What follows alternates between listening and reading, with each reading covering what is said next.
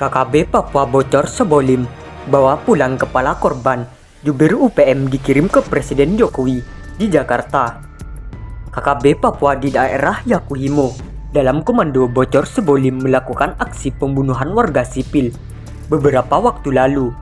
Panglima KKB Papua Kodap Yakuhimo, bocor Sebolim dikabarkan menjadi dalam pembunuhan seorang warga yang bekerja sebagai pendulang emas. Setelah melakukan aksi pembunuhan tersebut, bocor Sebolim dan pasukannya membawa kepala korban pulang ke rumah untuk dijadikan bukti kebrutalan mereka sendiri untuk mengancam kedaulatan NKRI.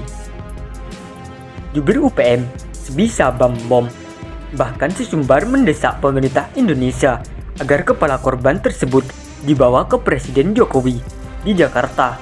Aparat gabungan TNI Polri pun dikabarkan langsung mengambil tindakan untuk proses di perburuan bocor Sebolim dan pasukannya.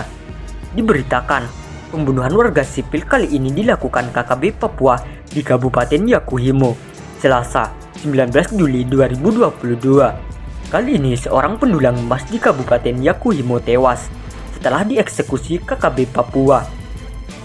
Pembunuhan di Yakuhimo terjadi hanya selang 3 hari setelah KKB Papua melakukan pembantaian 10 warga sipil di Kabupaten Nduga. Dalam video yang beredar di media sosial, KKB Papua nampak memperlihatkan kepala seorang warga sipil usai dipenggal.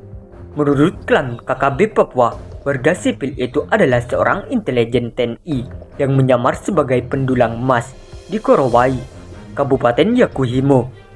Dalam pesan tertulis sebisa bom, juru bicara KKB Papua atau yang dikenal sebagai jubir UPM, disebutkan aksi penyerangan itu dilakukan kelompok pimpinan Panglima Bocor Sebolim.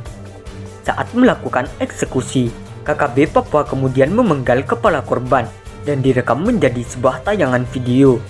Melalui video itu, KKB Papua pimpinan Bocor Sebolim meminta pemerintah Indonesia untuk segera mengevakuasi jenazah korban. Tak hanya itu, KKB Papua juga meminta agar jenazah korban dikirim untuk Presiden Jokowi atau Jokowi. Pemerintah Indonesia segera evakuasi mayat korban dan kirim kepada Presiden Jokowi di Istana Negara di Jakarta. Supaya Presiden puas dengan darah manusia karena dia arogan, tulis KKB Papua dalam pesan yang diteruskan sebisa bom. Lebih lanjut, KKB Papua juga memperingatkan pemerintah Indonesia tentang kemungkinan jatuhnya korban lebih banyak. KKB Papua menegaskan tak akan berhenti menebar teror sebelum permintaan perundingan dituruti pemerintah Indonesia. Pasukan TPNPB akan bunuh lebih banyak lagi jika Presiden Indonesia tidak mau berunding dengan tim juru runding TPNPB bersama delegasi dari semua organisasi yang berjuang Papua Merdeka, tulis KKB Papua.